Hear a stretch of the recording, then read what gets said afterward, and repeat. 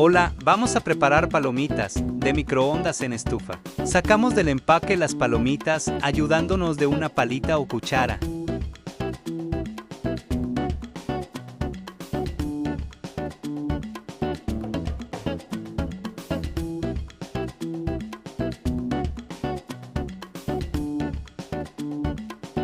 Una vez que estén las palomitas en la olla, calentaremos a fuego alto para que sea más rápido derretir la mantequilla.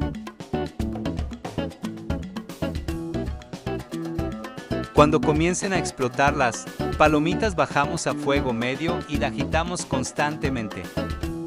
Esto para evitar que se nos quemen y para que no queden palomitas sin hacer.